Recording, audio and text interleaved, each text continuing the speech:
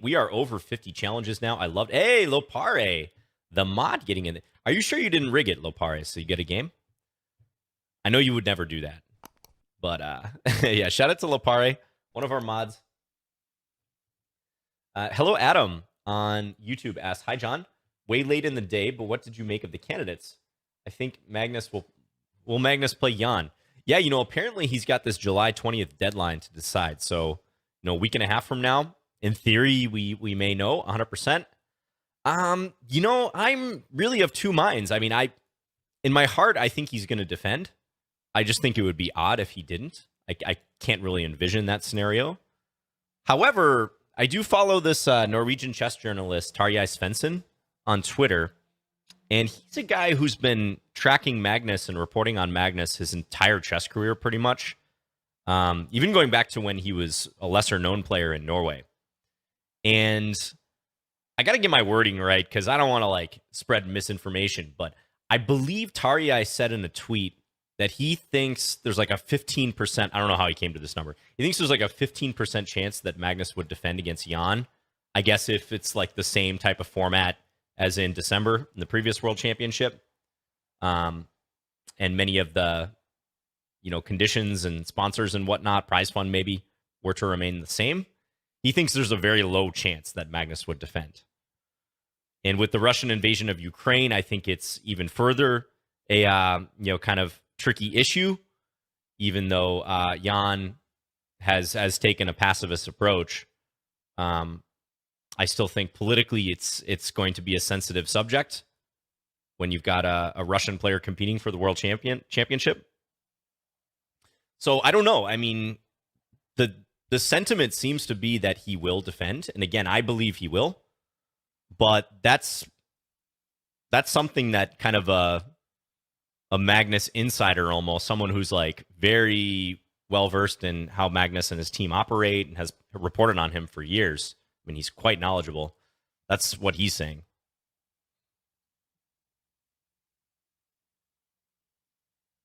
But what do you guys think?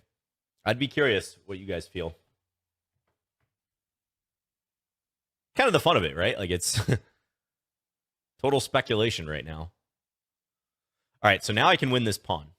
Lopare is giving me this pawn. I'm just thinking if I want to insert... There's even knight takes c4, but I think I should take with the bishop. e5, by the way, that move I played, kind of a typical Jinji move, in fact. Threatening e4. And we don't mind the capture en passant because this becomes weak for white. What Twitter account is it? Tarjei Svensson. Tarjei. If you search Tarjei, you'll probably find him. Okay, so this is a threat. I think I'm going to take... Well, you could take with the queen. How do I feel about that? Could also play d5, but he's maybe ready to do this. I think I should take, actually. Yeah, let's capture.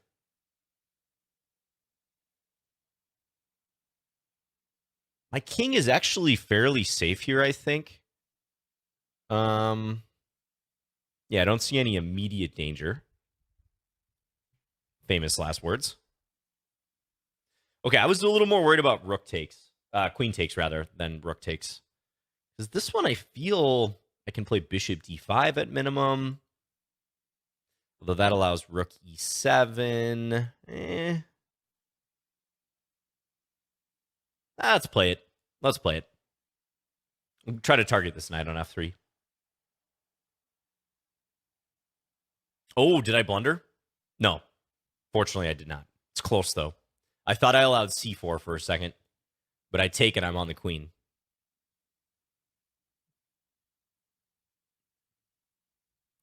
Oh, is that the really, Cheeseburger? You got a tactic on chess tempo with one of my games. Rook 8 to d7. If you wouldn't mind sending me that, I'd be curious. Or if you know who the opponent was, I'd be curious what game that was. I hope you got it right. Okay, and now maybe knight c4. Yeah, let's throw that in. Rook d3, I have bishop e4.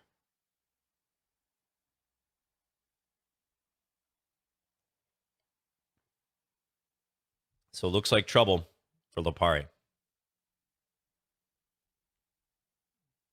That rook just got all snarled. I don't know that you can link it here, but you could always whisper it to me if you want. All right, bishop h6, counterattacking. If I take, that doesn't do a whole lot immediately. This rook is pinned, so I'm not like super keen to take it right away. I don't need to, so let's go here.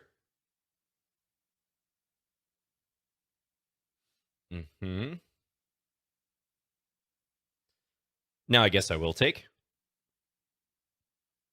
Okay. And I do have to watch this, to be fair. This is one thing about the Xingji. You sometimes get a little sidetracked with your pieces.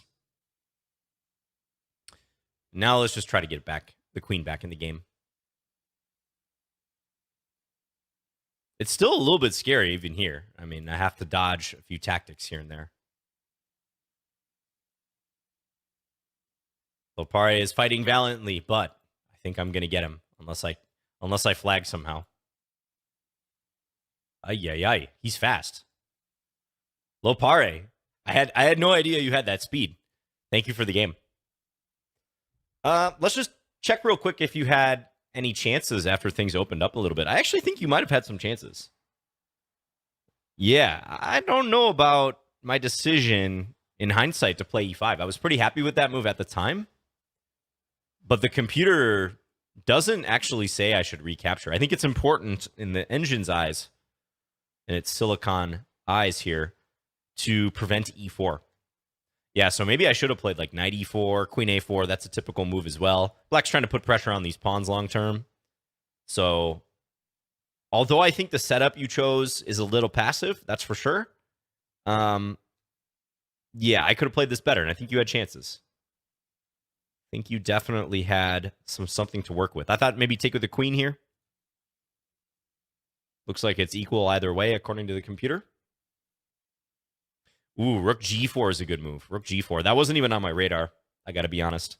That is +3. Ooh, so I might have been losing. It's from Bartholomew DeFermian from 2011 Manhattan Open. Ah, yes. Yeah, game where I beat Grandmaster Nick DeFermian. That has a cool sequence at the end. It probably shows you the final mating sequence. Very nice. I was proud of that game. That's one of my better games I've ever played. Rook g4. Wow, going on the attack. And if takes, you can take on g6. Wow, look at this. King h8, and then calmly bring the rook in. Rook e1. Wow. No regard for material, no regard for getting the bishop back. Just rook e1. I guess threatening rook e7. And black is busted. If I guard this square, you check, and then you bring the rook into a different square. And the engine says I'm toast. I have no pawn protection around my king. I'm up a rook and a bishop, but it doesn't matter. That is a nasty line. Might be something interesting to look into. Okay, thank you very much for the game. Yeah, I think even after this, it was a little sketchy for me. If you had more time, you might have been able to do something with that.